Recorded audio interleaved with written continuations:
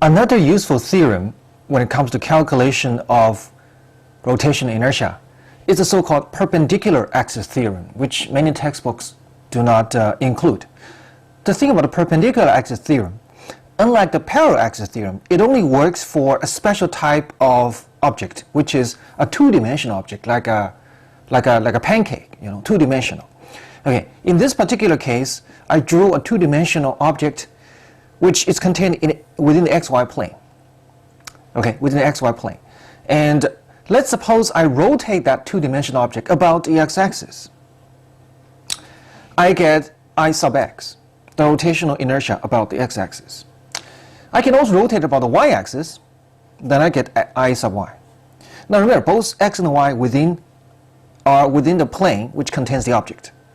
Now, the z-axis stands out because this is the axis that's perpendicular to the plane containing the object. If I rotate about the z-axis, I will get Iz. The perpendicular-axis theorem says for a two-dimensional object lying in the xy plane, I sub x plus I sub y happens to equal to I sub z. This is the perpendicular-axis theorem, and first of all, let's emphasize again, what makes z-axis different from x and y? What makes Iz greater than Ix and Iy? It's because the z-axis is the one that's perpendicular to the plane which contains the object. X, y are both within the plane. Okay, first of all, how do we prove this?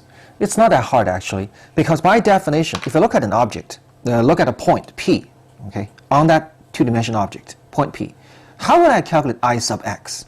Well, if I rotate about it, if the mass of this object is m sub I, okay, mass of this little piece is m sub I, then the contribution from this little piece to I sub x would be m sub I times the distance squared between this object and the x-axis. That would be this length, right? What is this length anyway? You know that's the distance between the x-axis and this point. Isn't that the y-coordinate of point P? Right? Isn't that the y-coordinate of point P from here to there?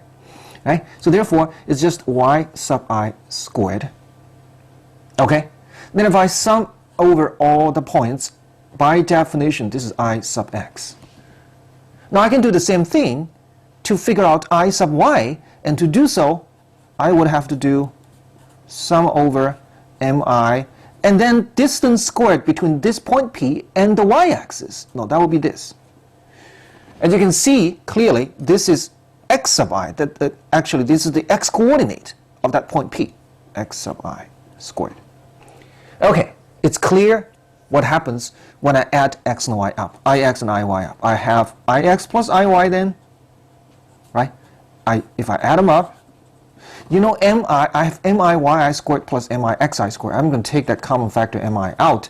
What's left is xi squared plus yi squared. Now, what is this? From the Pythagorean theorem, x squared plus y squared, isn't that equal to r squared? So this is r sub I, from here to there, r sub I squared. But take a look. This r sub I, isn't that the distance between point P and the z-axis? Right? So mi squared, when I sum it up, by definition, that is I sub z. Okay, so that's the proof of the perpendicular-axis theorem. Right? Now, can we think of some useful applications of the perpendicular-axis theorem? Well, there are many applications, but let's just look at one of them.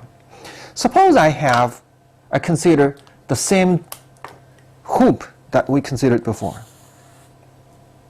I have a hoop like this. Okay, now if I rotate this hoop about an axis, the z-axis, that's perpendicular to the paper, and this hoop, of course, is lying within the plane of the paper, then you can easily figure out the rotational inertia. If the mass is m, uniform mass, and r is the radius, then of course you get Iz equals mr squared. Right? That is clear. Now, the question is, what if I want to rotate about this axis? So you see, here's an axis that's within the plane of the that contains the hoop. In fact, it's a radius. Okay, it's part of the diameter of the hoop. Then what do? Well, if you want to calculate the rotation inertia using original formula, then you're gonna have to cut this into pieces, right? You have to cut into pieces, and each piece, of course, has different distance. You see, from that axis. Then, of course, when you integrate, it's not going to be very straightforward. However, this is a two-dimensional object, so I can use the perpendicular-axis theorem. Let's call this the axis, x-axis, and that the y-axis. You know, I don't know what I sub ix is and iy is, but I do know, because of the symmetry, it's a totally circular and uniform object, and therefore I know ix and iy should be equal, right? And what happens when I add ix and iy? Don't I get iz by perpendicular-axis theorem? But iz is mr squared, right? So that tells you that both ix and iy equal, and they're both equal to half of mr squared. So ix is half of iz, and that is 1/2 mr squared. There we go. We get the answer immediately. That is a nifty application of the perpendicular-axis theorem.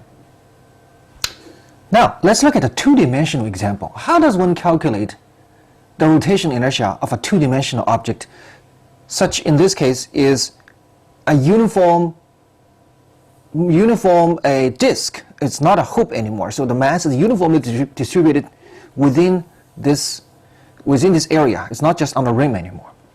You know, if you push all the mass to the rim, the answer about rotational inertia about this axis perpendicular to the surface of the disk would have been mr squared. We did that before.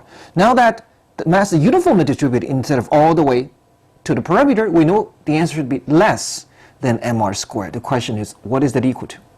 Okay, you know, for a two-dimensional or three-dimensional continuous object, I got to do this. I got to do I equals r squared dm. I have to cut it into little pieces. Each has a mass dm, and r is the distance between the axis of rotation and that mass dm, right? In our case, because of the symmetry of the problem, every point on this ring here would have the same distance to the rotational center axis, which is the center of the of that disk. And what I'm going to do then is I'm going to consider the mass of this orange ring. That mass is dm, and r is the same for every point on that ring. So I'm going to calculate di coming from this ring, and then I'm going to add all the contributions of all these rings up. I will get the rotational inertia for the entire solid disk. Okay, so what's di? The contribution to rotational inertia about this point, about this axis from this orange ring. di is equal to dm times r squared. R is the same. What is dm? dm is the mass of the ring. It should be a portion of the entire mass of the solid disk. And assuming that the mass of the disk is uniformly distributed, then if this ring has 1% of the total area of this circle, then it should also have 1% of the total mass, right? So, you know, dm should be the total mass of the entire disk times a ratio. The ratio is dA over A. dA is the area of the orange ring, and A is the entire circular area. Okay, so let's see that. R squared m. dA is the area of the ring, that's circumference times thickness, which is 2 pi r dr, right? Divided by the area of the entire circle, that is pi capital R squared. Okay, that is di.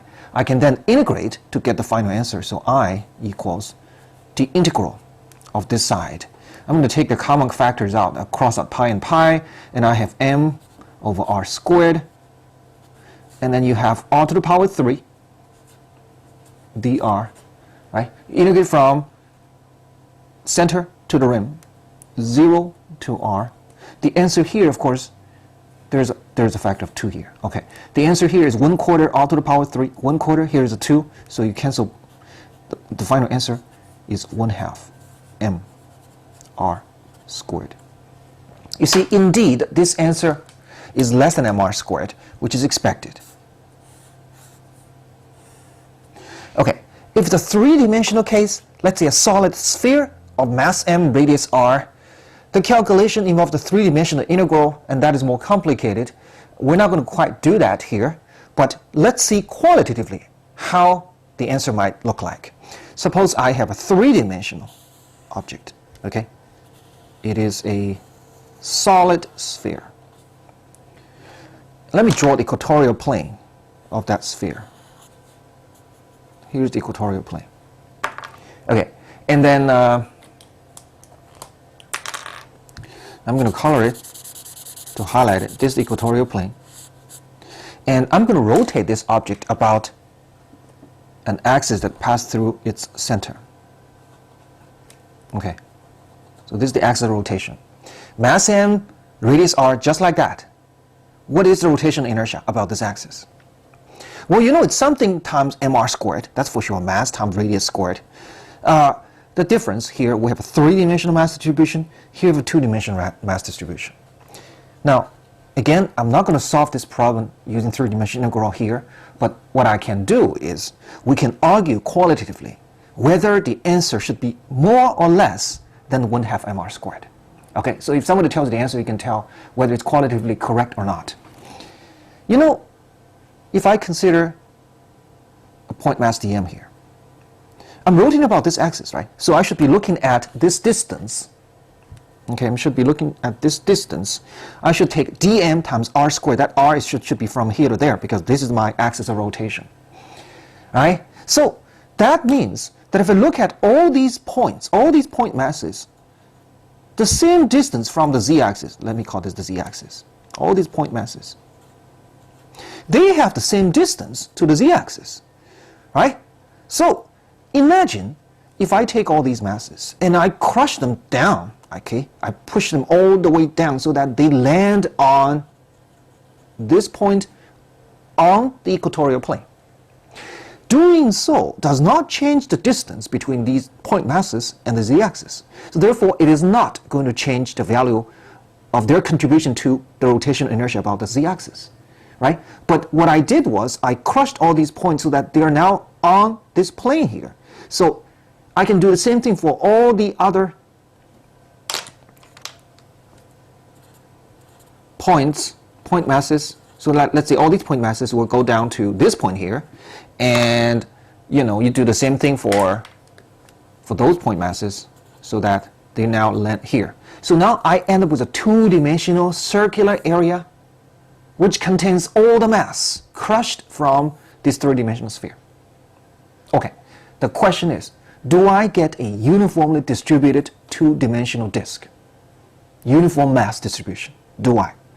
Well, obviously it's not. Now look at this. These green masses, okay, they don't have much, right? So you project them down, you have a little bit of mass here, but not as many as these black dots, right? So we have more masses here. Less mass here and even less mass there. So you're going to end up with a non-uniformly distributed disk. Where do we have more mass per unit area? That will be near the center. Okay, it will be near the center. And you get progressively less and less density as you go out. So you see, we have a non-uniform mass distribution of two-dimensional circular plate with heavier concentration near the center and getting less dense towards the edge. Now, if I had a uniform distribution, I have 1/2 mv squared, right? Now that I have a non-uniform distribution with more mass near the center and less mass around the rim, should I get a smaller or larger value? Obviously, the value should be smaller than 1/2 mv squared, right? So do not be surprised if I tell you the answer is